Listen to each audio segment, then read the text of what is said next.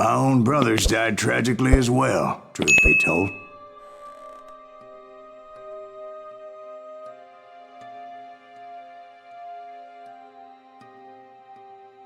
It was 1868, and me and my older brothers were pulling a tidy profit running cattle into Juarez, Mexico.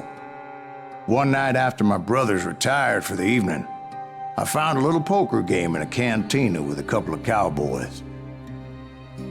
And I just couldn't lose. I even won an old Spanish coin that had to be 100 years old. Well, I was mighty pleased with myself the next morning as my brothers and I rode for Texas. But before we crossed the border, those cowboys caught up with us. It was Johnny Ringo, Roscoe Bob Bryant, and another asshole named Jim. They wanted their money back and everything else we had, including our lives, as those boys didn't want us coming for them later. Bob put that old Spanish coin in my mouth and said, "I won't have it said that I left you with nothing, boy." Well, those horses bolted, and there we hung as those bastards rode away. The branch finally snapped under the weight of the three of us, but being my older brothers were bigger and heavier, they were already dead. And right then I swore to myself that I would avenge them. Ringo you know about. But Bob eluded me, until I heard he was riding with the Wild Bunch.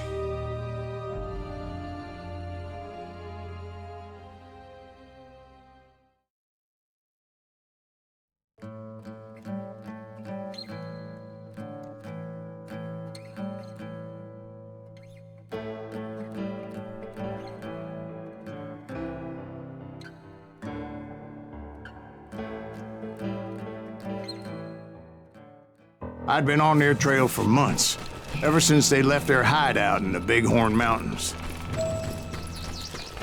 Led by Butch Cassidy, they were a loose association of outlaws who robbed banks and trains from Colorado to Montana.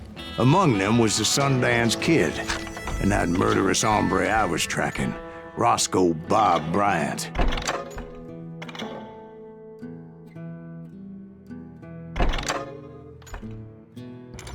Were you a part of that giant Pinkerton posse after the Wild Bunch? No, boy. A circus like that would have slowed me down. Besides, I wanted Bryant all to myself. I'd heard about a large shipment of gold being transported to Wilcox, Wyoming on the Overland Flyer. I figured the Wild Bunch would likely hit such a treasure, and by God, I figured right. They blew the bridge with the intention of forcing the train to stop. Well, I assumed the Wild Bunch was likely in the still intact part of the train high above, so I had no choice but to make my way up through the passenger cars dangling down.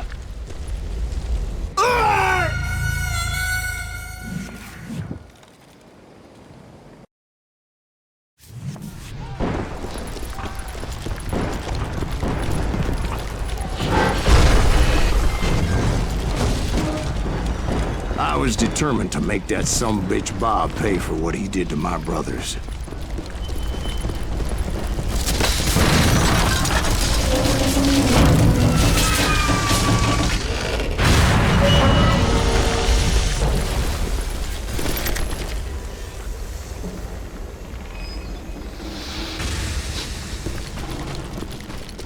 My ears are still ringing from blowing up that bridge. What'd you say? Well, I made my way off unscathed and came upon a few members of the gang and had no choice but to dispatch them. From there, I had to negotiate an even more precarious route. But first, I would need to get my ass out of there.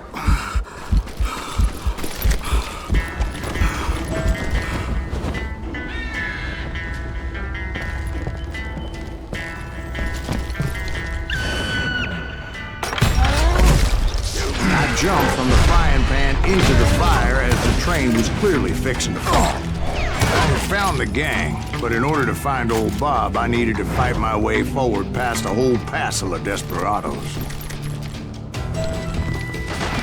Outside, inside, any way I could, I made my way towards my prey. Well, what about the passengers? It was mostly a freight train, as I recall. There were no passengers aboard that day.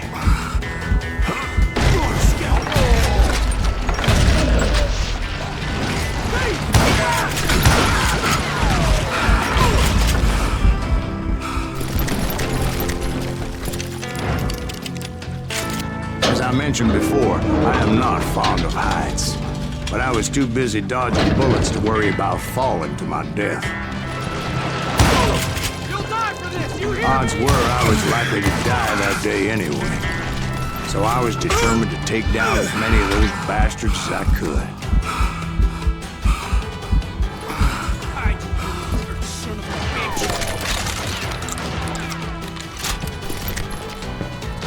Gotcha!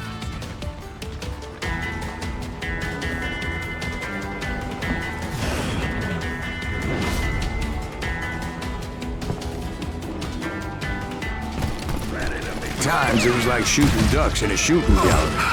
The only difference is these damn ducks shot back.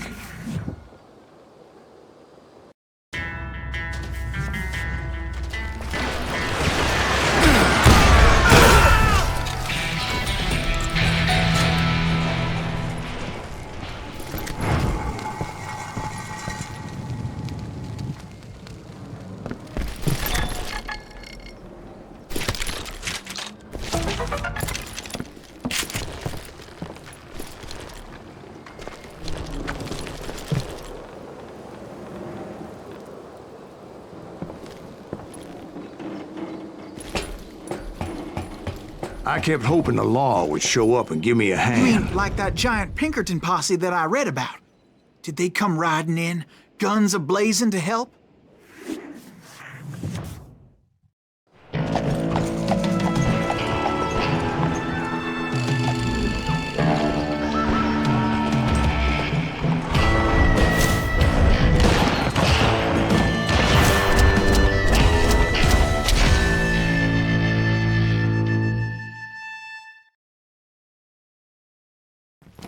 Help? From the Pinkertons? No, son. I had to fight the wild bunch all by my lonesome, as usual. Who the hell is that? He's out of his mind! Take cover! Retreat! Retreat!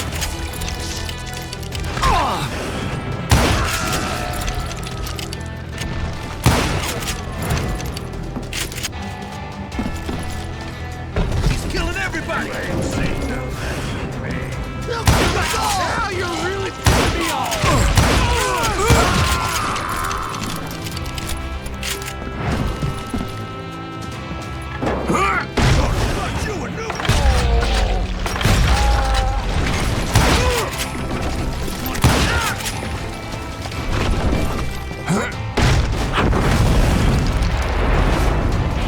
My guess is those dime novels didn't portray this as it happened, did they? Only a few stragglers were left, and I had to cut them down pronto if I was going to stay on old Bob's trail.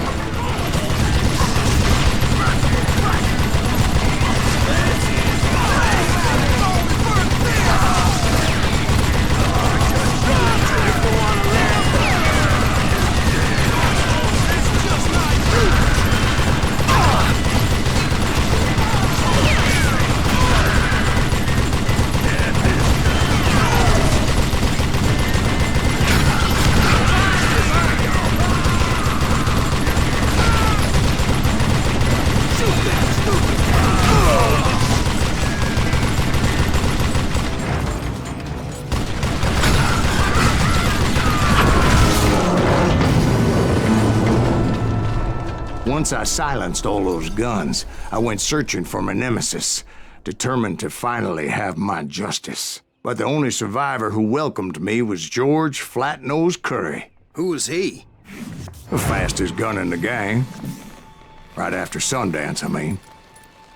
And Kid Curry, and maybe Elsie Lay. Though some folks might dispute that.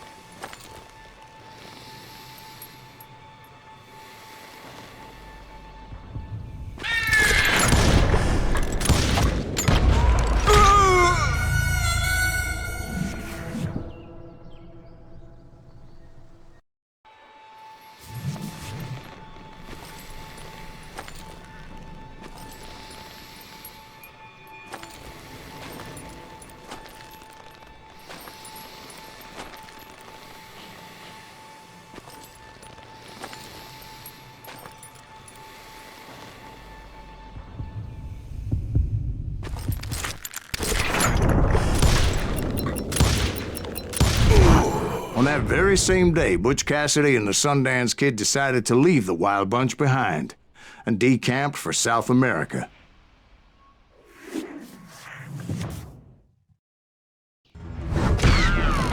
They ended up living down there for many years, but I'm sure you already know all about that.